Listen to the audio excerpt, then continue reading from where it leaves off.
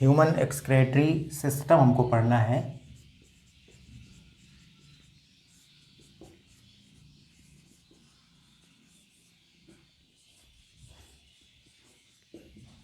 Human excretory system में आपने पढ़ा है, इसके पहले आपने पढ़ा था एक्सक्रेटरी स्ट्रक्चर और एक्सक्रेटरी प्रोडक्ट। अलग अलग ऑर्गेनिज्म में एक्सक्रेटरी प्रोडक्ट आपने पढ़ा और एक्सक्रेटरी स्ट्रक्चर आपने पढ़ा। वहाँ पर आपने पढ़ा था अमोनोटेलिक या अमोनोटेलिज्म प्रोसेस, यूरियोटेलिक या यूरिकोटेलिज्म, यूरिकोटेलिक या यूरिकोटेलिज्म। आपने स्ट्रक्चर पढ़ा था प्रोटोनेफ्रिडिया, नेफ्रिडिया, मेल्पिगियन ट्यूब्यूल और एंटिनल ग्लैंड्स या ग्रीन ग्लैंड्स, और आपने एक पढ़ा था ऑर्गन ऑफ बोजेनस मोलस्क में।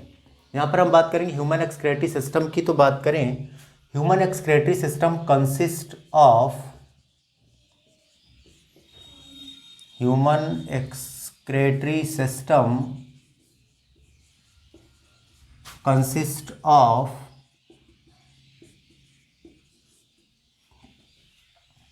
a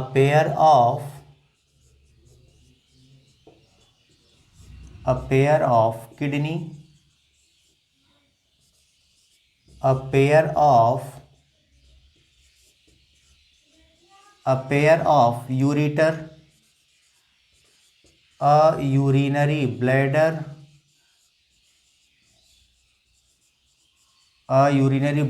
and a urethra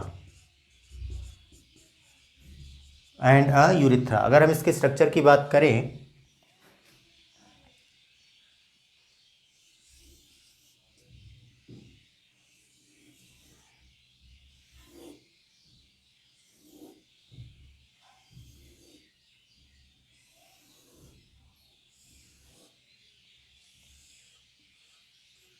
ये स्ट्रक्चर है, याद रखेंगे। अ पेयर ऑफ किडनी, तो पेयर में है किडनी, ये kidneys. A pair of ureter, ये दोनों क्या हैं, यूरिटर्स, ये दोनों यूरिटर हैं। ये है यूरिनरी ब्लैडर, अ यूरिनरी ब्लैडर, और ये है यूरिथ्रा, अ यूरिथ्रा, याद रखेंगे।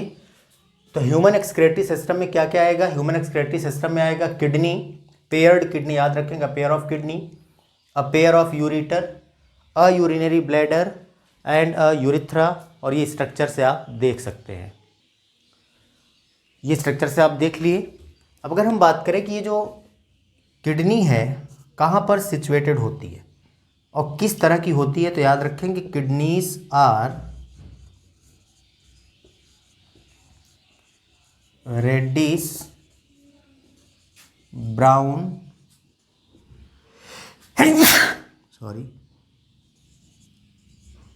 bean shaped structure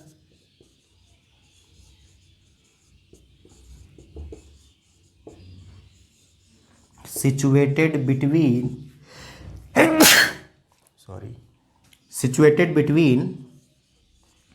last thoracic and third lumbar vertebra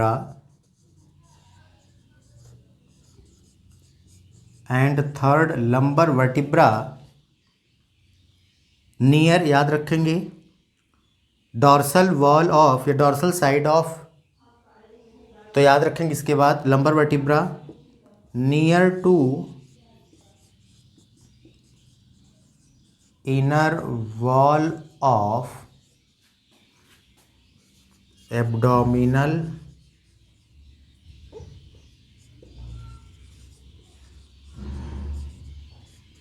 cavity at dorsal side, याद रखेंगे।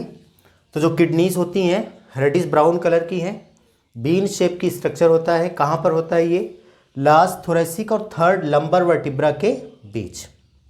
लास्ट थोरेसिक, ये थोरैक्स रीजन है, तो लास्ट थोरेसिक वर्टिब्रा क्योंकि डॉर्सल साइड होता है, और थर्ड लंबर वर्टिब्रा के बीच, याद रखेंगे, वहाँ पर प्रेजेंट होता है ये।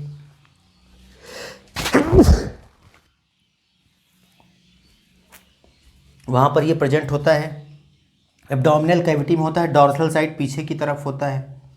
अब अगर हम बात करें इसके स्ट्रक्चर की, कि किडनी में ये कैसा होता है, इसका स्ट्रक्चर कैसा होता है, कौन कौन से पार्ट पाए जाते हैं।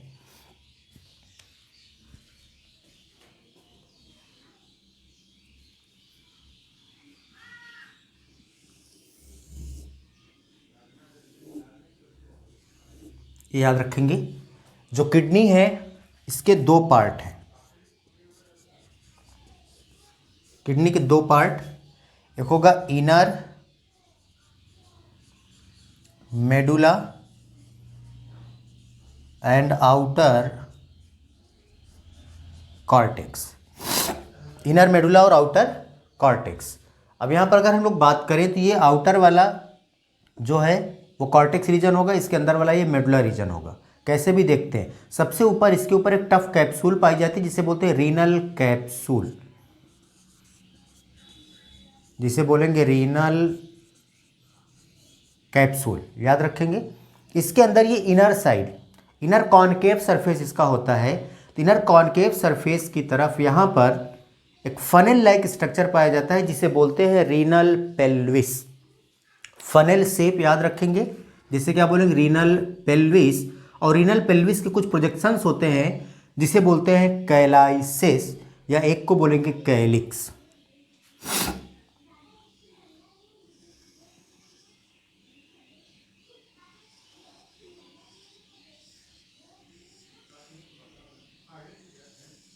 ये इस तरह से याद रखेंगे। तो ये जो स्ट्रक्चर है इसे बोलेंगे रीनल पेल्विस।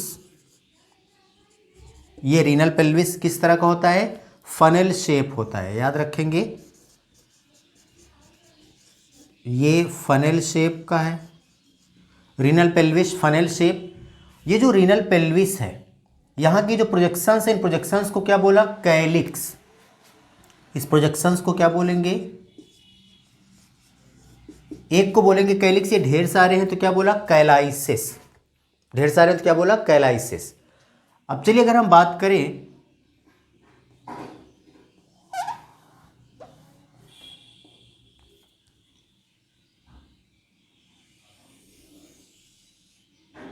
चलिए, ये रीनल कैप्सूल, ये जो कैलाइसिस हैं, इन कैलाइसिस के ऊपर मेडुलरी रीजन में कुछ कोनिकल मास निकले होते हैं, और इन कोनिकल मास को इस तरह से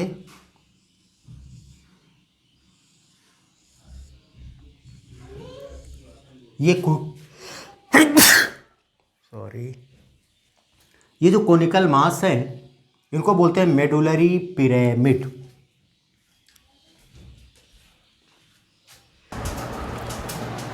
तो इसे क्या बोलेंगे, मेडुलरी पिरामिड बोलेंगे।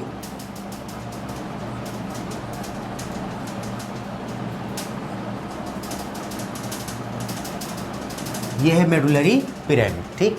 अब यहाँ पर याद रखना, ये आउटर पोर्शन कौन है, कॉर्टेक्स, और इनर पोर्शन जहाँ पर ये मेडुलरी पिरामिड है, ये कोनिकल मास है पिरामिड की जैसे, इसलिए इनको बोला पिरामिड। मेडुला रीजन में मेडुलरी पिरामिड कहाँ पर होता है, ये कैलिक्स के ऊपर, एक कैलिक्स, ऐसे ये ढेर सारे हैं तो कैलाइसिस बोलेंगे।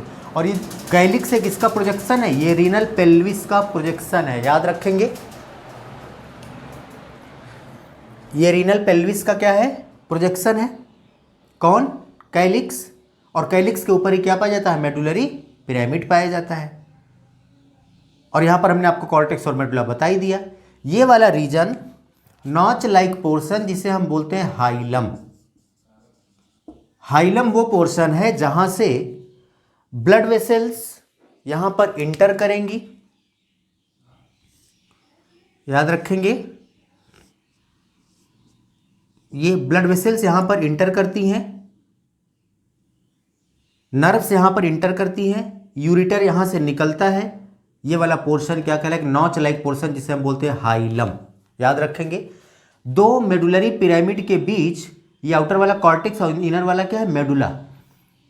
दो मेडुलरी पिरामिड के बीच ये कॉर्टेक्स जो है ये जगह जगह पर ऐसे अंदर धसी हुई है, इसका नाम है रीनल कॉलम। इसका नाम क्या है, रीनल कॉलम, ठीक। और ऐसे ही रीनल कॉलम, इन्हें हम बोलते हैं कॉलम ऑफ बर्टीनी। सबको एक साथ क्या बोलेंगे, कॉलम ऑफ बर्टीनी। चलो ये तो हुआ इतना पोर्शन की। तो अब आपको याद कैसे रखना है? आपको याद रखना है कि जो किडनी है इसकी जो आउटर सरफेस होती है इसे हम रीनल कैप्सूल बोलते हैं। किडनी के दो पार्ट, आउटर कॉर्टेक्स और इनर मेडुला। इसका जो इनर कॉन्केव सरफेस है वहाँ से फनेल लाइक स्ट्रक्चर निकलता है जिसे हम बोलते हैं रीनल पेल्विस, और वहाँ पे कुछ प्रोजेक्शंस होते हैं जिन्हें हम बोलते हैं कैलाइसिस, और इन कैलाइसिस पर मेडुलरी रीजन में कुछ कोनिकल मासेस होते हैं जिन्हें हम बोलते हैं मेडुलरी पिरामिड, और दो मेडुलरी पिरामिड्स के बीच कॉर्टेक्स इनर ऐसे धंसा होता है अंदर जिसे हम बोलते हैं रीनल कॉलम, और ये सभी रीनल कॉलम को हम बोलेंगे कॉलम ऑफ बर्टीनी। ये वाला हाइलम कौन है? नॉच लाइक पोर्शन जहां से यूरिटर निकलता है, ये यूरिटर निकलता है, ब्लड वेसल्स इंटर करती हैं, नर्व्स इंटर करती हैं। अब अगर हम बात करें किडनी की, तो एक किडनी की जो लेंथ होती है, विड्थ होती है, थिकनेस होती है, याद रखेंगे ईच किडनी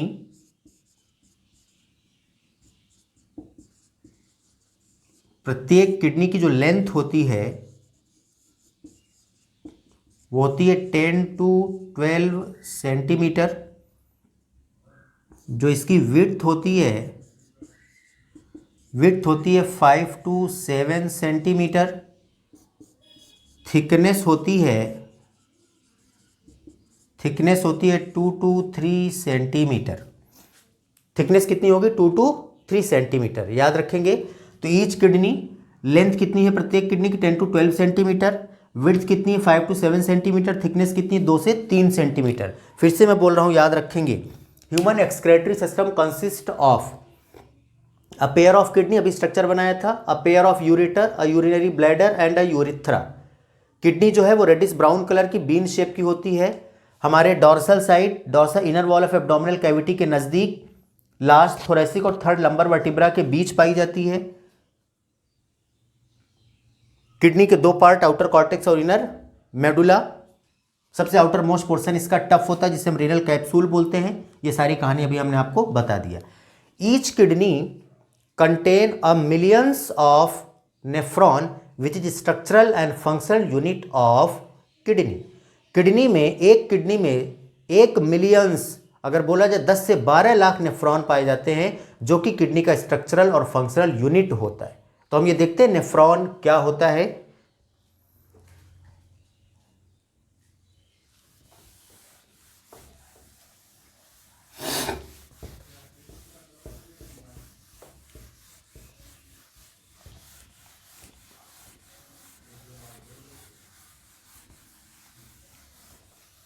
अभी हम लोग स्ट्रक्चर देख रहे हैं, याद रखेंगे। किडनी का स्ट्रक्चर देखा, अभी हम नेफ्रॉन का स्ट्रक्चर देखने चल रहे हैं, क्योंकि इसके बाद हेडिंग हम लोग पढ़ेंगे यूरिन फॉर्मेशन।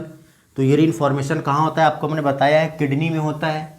तो किडनी में कहाँ होता है? नेफ्रॉन में होता है। तो अभी हम लोग नेफ्रॉन का स्ट्रक्चर देखने वाले हैं। एक किडनी में 1 मिलियंस मतलब 10 लाख या 10 से 12 लाख पाए जाते हैं nephron.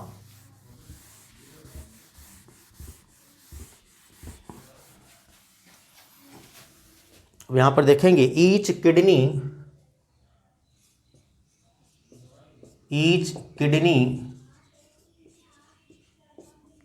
Contain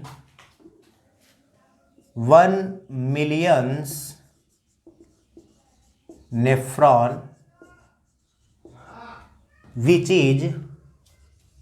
millions nephron which is structural and functional unit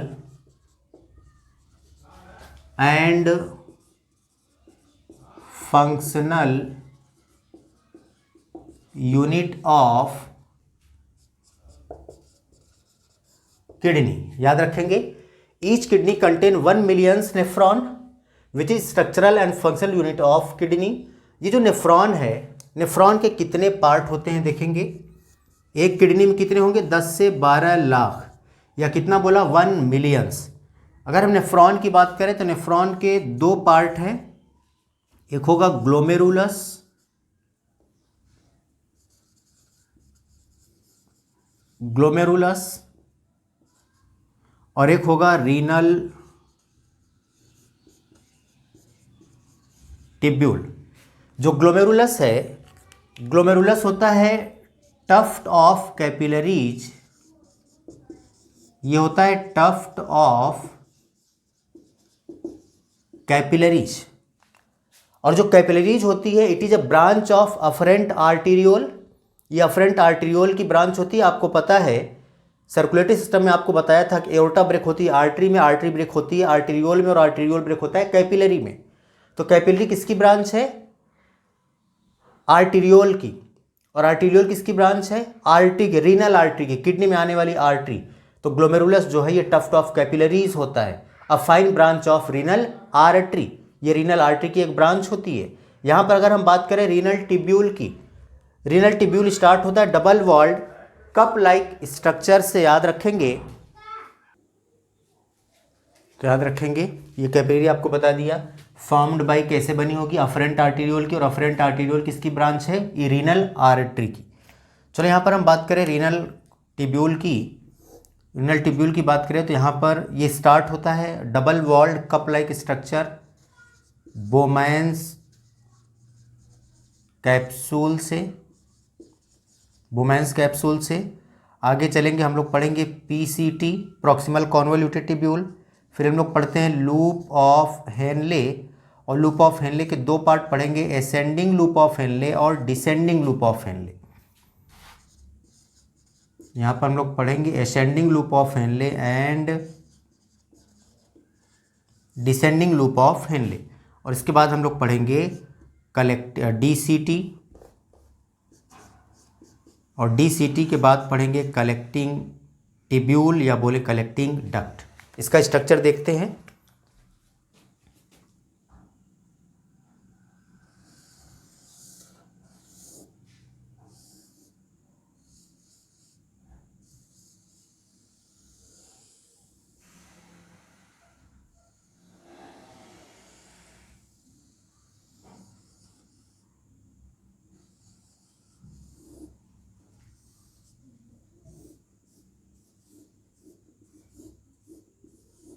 ये याद रखेंगे स्ट्रक्चर। यहाँ पर हम लोग पढ़ेंगे, ये है यहाँ पर देखो नेफ्रॉन। हमने क्या पढ़ा? किडनी जो है उसमें 1 मिलियंस नेफ्रॉन पाए जाते हैं, और यही नेफ्रॉन जो है स्ट्रक्चरल फंक्शनल यूनिट है किसके? किडनी के। एक किडनी के कितने पार्ट? ग्लोमेरुलस और रीनल टिब्यूल। तो ग्लोमेरुलस क्या है? ग्लोमेरुलस ये होता है टफ्ट ऑफ कैपिलरीज। यहाँ पर और वो कैपिलरी क्या है? कैपिलरी है फॉर्म्ड बाई अफरेंट आर्टीरियोल। कैसे बनती है? अफरेंट आर्टीरियोल से। जो अफरेंट आर्टीरियोल है वो किसकी ब्रांच है? रीनल आर्टरी की ब्रांच है। यहां पर देखना,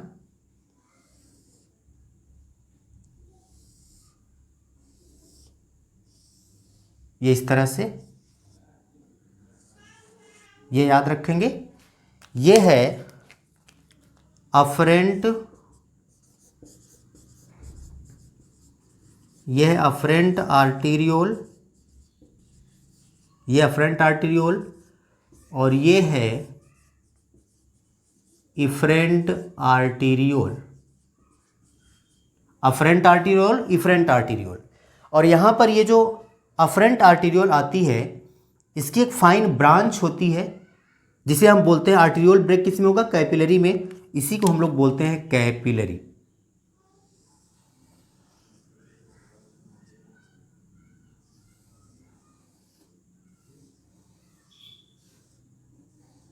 ये याद रखेंगे। ये जो टफ्ट ऑफ कैपिलरीज है इसी पूरे को हम लोग क्या बोलते हैं? ग्लोमेरुलस। इस पूरे स्ट्रक्चर को हम लोग बोलते हैं, इसी को हम लोग नाम देते हैं ग्लोमेरुलस। याद रखेंगे। तो ये हुआ ग्लोमेरुलस।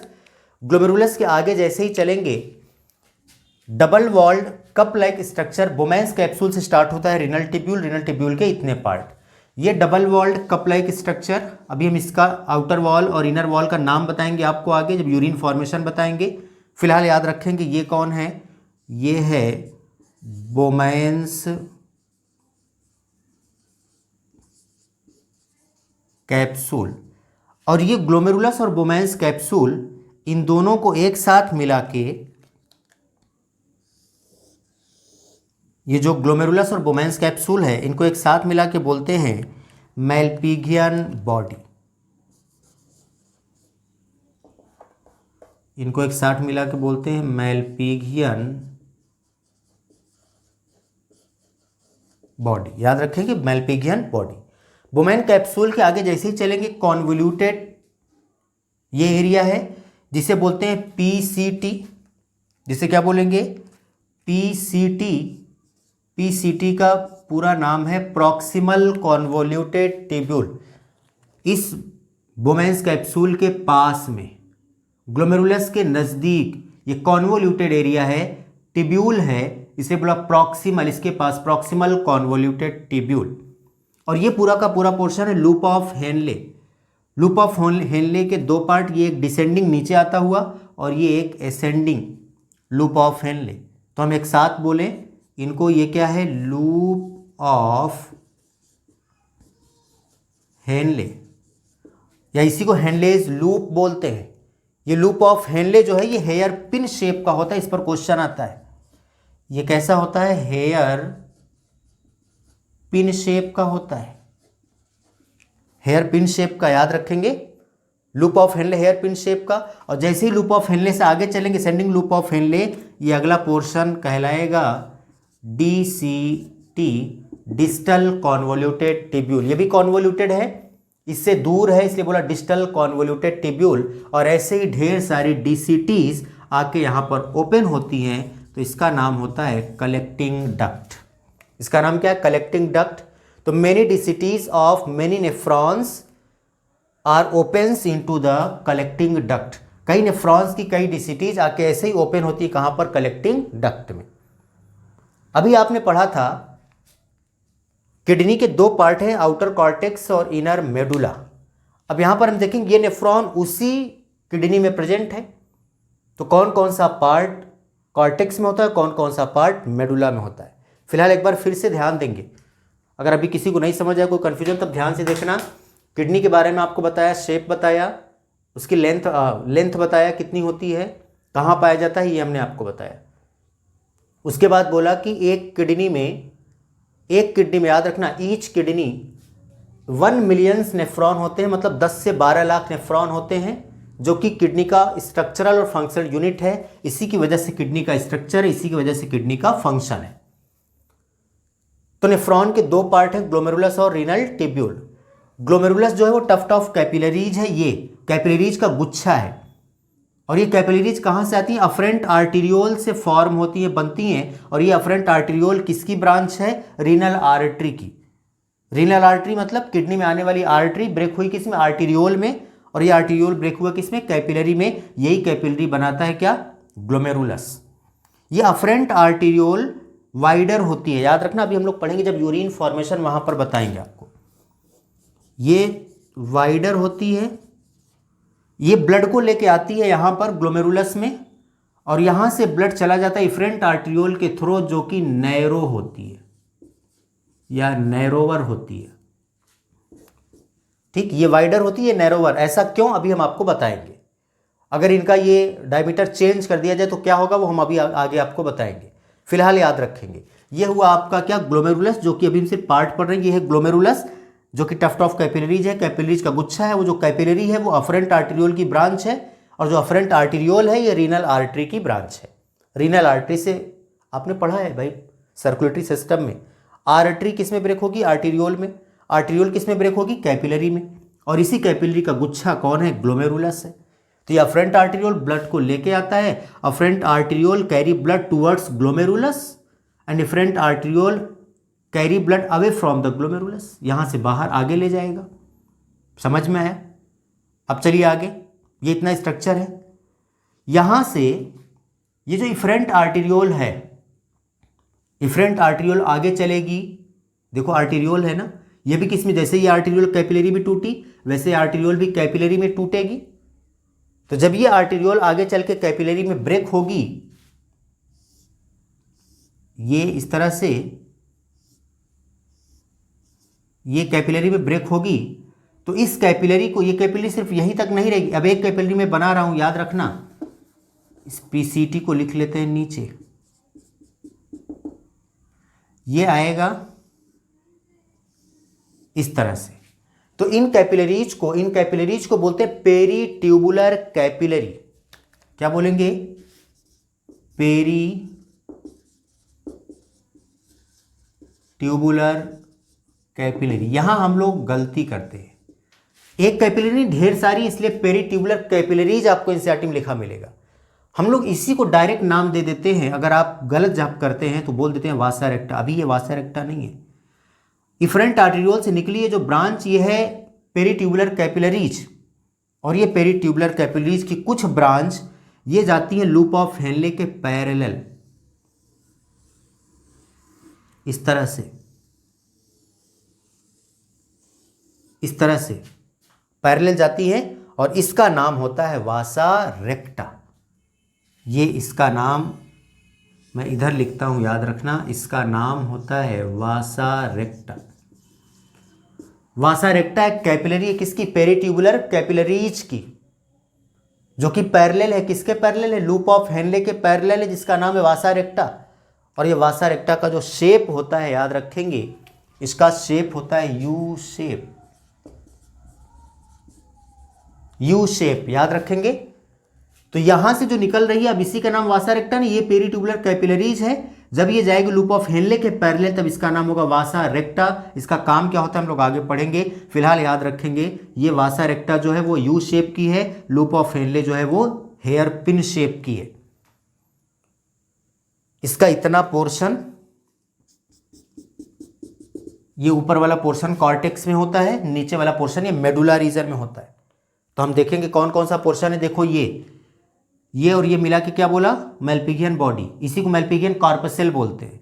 तो मेल्पिगियन कार्पसेल, पीसीटी, डीसीटी, ये कहां पर होता है? ये होता है कॉर्टेक्स रीजन में। लूप ऑफ हेनले और कलेक्टिंग डक्ट का कुछ पार्ट यहां भी होता है और कुछ पार्ट यहां भी। तो लूप ऑफ हेनले जो है वो मेडुला रीजन में होता है।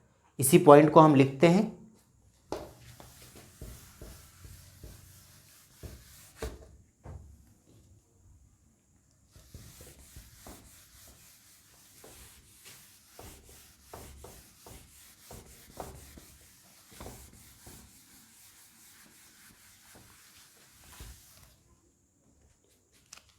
तो अब यहां पर ध्यान देंगे, मेल्पिगियन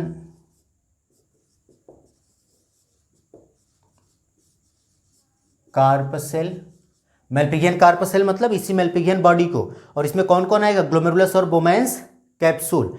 तो मेल्पिगियन कार्पसेल, पीसीटी और DCT, proximal convoluted tubule and DCT situated in cortex region and loop of Henle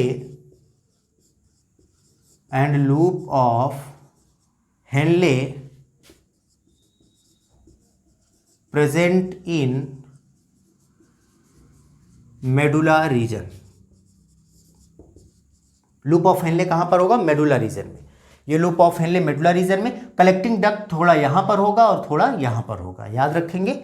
अब देख सकते हैं फिगर से, ये कॉर्टेक्स रीजन है और ये मेडुला रीजन है। तो होता क्या है, अगर हम इसकी स्ट्रक्चर की बात करें तो ये किडनी है,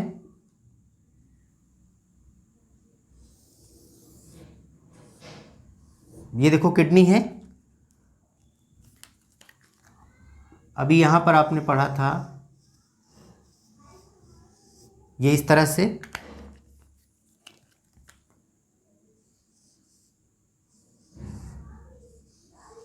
ये इस तरह से आपने पढ़ा है, ठीक। तो जो नेफ्रॉन है वो यहां पर है,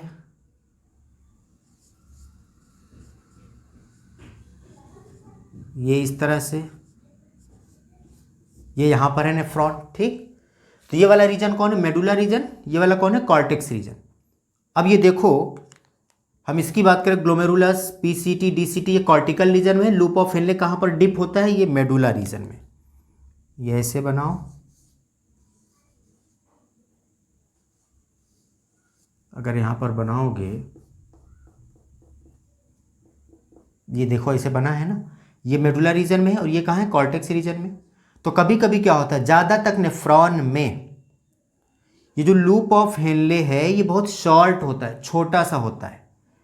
जब लूप ऑफ हेनले ये शॉर्ट होता है तो बहुत थोड़ा सा मेडुला रीजन में होता है, बाकी सारे पार्ट कहाँ पर है? ये कॉर्टेक्स रीजन में। ऐसे नेफ्रॉन को कॉर्टिकल नेफ्रॉन बोलते हैं। लेकिन कुछ परसेंट में 20% में लूप ऑफ हेनले लॉन्ग होता है, deep into the medulla. Medulla में बहुत डीप में होते हैं, अंदर की तरफ होते हैं, उन्हें हम जक्स्टा मेडुलरी नेफ्रॉन बोलते हैं। तो याद रखना, majority of nephrons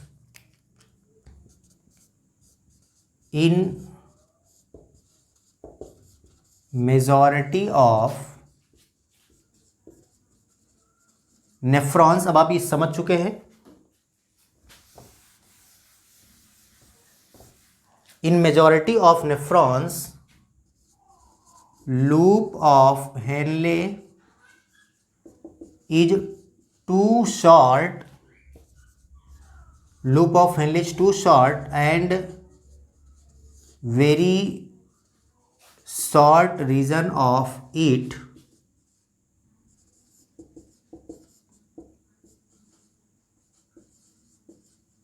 present in medulla. तो in majority of nephron loop of Henle is too short and very short region of it present in medulla. Medulla में इसका बहुत कम पार्ट होता है, किसका? लूप ऑफ हेनले का, अभी बताया था। Such nephrons are called, such nephrons are called cortical nephron. क्यों कॉर्टिकल नेफ्रॉन? क्योंकि ज़्यादा तक पार्ट नेफ्रॉन का कहाँ पर है? कॉर्टेक्स रीजन में है। Such nephrons are called cortical nephron. But in some nephrons, याद रखना, but in some nephrons loop of Henle is very long,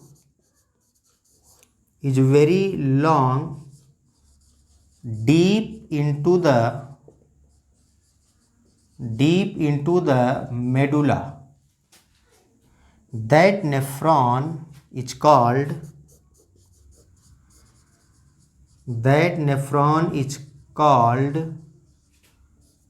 juxta.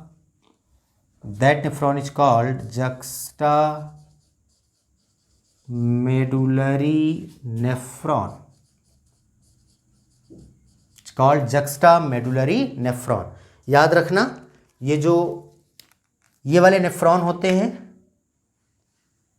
Cortical nephron होते हैं ये 80%, मेजॉरिटी ऑफ नेफ्रॉन ज़्यादा, और ये जो होते हैं मेडुलरी नेफ्रॉन ये होते हैं सिर्फ 20%। याद रखना, जक्स्टा मेडुलरी नेफ्रॉन। और आगे हमने आपको बता दिया है, ये जो इफरेंट आर्ट्रियोल, इसकी ब्रांच पेरिट्यूबुलर कैपिलरी, इसकी एक फाइन ब्रांच जाती है लूप ऑफ हेनले के पैरेलल, जिसे क्या बोलते हैं? वासा रेक्टा बोलते हैं। एक बार फिर से सुनना है। यहाँ पर हमने कहा कि किडनी में, प्रत्येक किडनी में 1 मिलियन नेफ्रॉन पाए जाते हैं। नेफ्रॉन के दो पार्ट हैं, एक है ग्लोमेरुलस, दूसरा है रीनल टिब्यूल। ग्लोमेरुलस जो है वो टफ्ट ऑफ कैपिलरीज होता है, और ये जो कैपिलरी होती हैं अफरेंट आर्टीरियोल की बनी होती हैं। जो अफरेंट आर्टीरियोल है रीनल आर्टरी की ब्रांच होती है, जो किडनी में आने वाली आर्टरी उसकी ब्रांच है अफरेंट आर्टीरियोल। ये ब्लड को लेके यहाँ पर आती है, यहाँ से ब्लड को लेके निकलती है इफरेंट आर्टीरियोल, तो ये वाइडर होती है और ये नैरो होती है। जब ये आर्टीरियोल निकलती है तो यहाँ पर भी कैपिलरी बनती हैं ढेर सारी, इन्हें बोलते हैं पेरीट्यूबुलर कैपिलरीज। और इन्हीं कैपिलरी की एक ब्रांच जाती लूप ऑफ हेनले के पैरेलल, जिसे बोलते हैं वासा रेक्टा, यू शेप का होता है। चलो, अब ये ग्लोमेरुलस, नेफ्रॉन के दो पार्ट, ग्लोमेरुलस हो गया, टफ्ट ऑफ कैपिलरी है। दूसरा पार्ट है रीनल टिब्यूल, यहां से लेके पूरा रीनल टिब्यूल में आता है। Renal tubule starts with a double walled cup like structure, Bowman's capsule. ये cup like structure double walled, अब इसका नाम हम आपको बताएंगे, पेराइटल और विसरल। ये जो बोमेंस कैप्सूल है, कप लाइक है, इसके बाद ये कॉन्वोल्यूटेड एरिया जिसे बोलते हैं proximal convoluted tubule. Loop of Henle के दो part, descending loop of Henley और असेंडिंग लूप ऑफ हेनले, फिर आगे डीसीटी, फिर आगे कलेक्टिंग डक्ट। ऐसे ढेर सारे नेफ्रॉन्स के डीसीटी आके कलेक्टिंग डक्ट में ओपन होते हैं।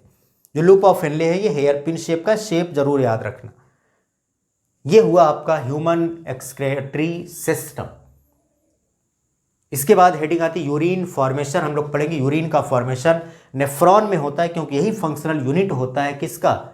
यही फंक्शनल यूनिट होता है किडनी का। तो यहां पर यूरिन फॉर्मेशन कैसे होता है हमको वो देखना है। याद रखना हमने आपको दो ये बता दिया है, कॉर्टिकल नेफ्रॉन और जक्स्टामेडुलरी नेफ्रॉन। कॉर्टिकल नेफ्रॉन में बोलो लूप ऑफ हेनले बहुत शॉर्ट होता है और जक्स्टामेडुलरी नेफ्रॉन में लूप ऑफ हेनले बहुत लॉन्ग होता है मेडुला के अंदर। तो याद रखना अगर कॉर्टिकल नेफ्रॉन में आ जाए तो याद रखना वासा रेक्टा, अब ये वासा रेक्टा की बात करें, vasa recta in cortical nephron is too short या वेरी शॉर्ट और एब्सेंट, क्योंकि कॉर्टिकल नेफ्रॉन में ये लूप ऑफ हेनले ही शॉर्ट होता है और जो वासा रेक्टा है लूप ऑफ हेनले के पैरेलल तक ही रहती है। तो जब लूप ऑफ हेनले नहीं तो वासा रेक्टा नहीं, और कॉर्टिकल नेफ्रॉन में लूप ऑफ हेनले बहुत शॉर्ट होता है। तो कहते हैं कॉर्टिकल नेफ्रॉन में जो वासा रेक्टा है बहुत शॉर्ट या नहीं होती, एब्सेंट होती है। ये कंप्लीट हुआ आपका ह्यूमन एक्सक्रीटरी सिस्टम। नेक्स्ट हम लोग पढ़ेंगे यूरिन फॉर्मेशन।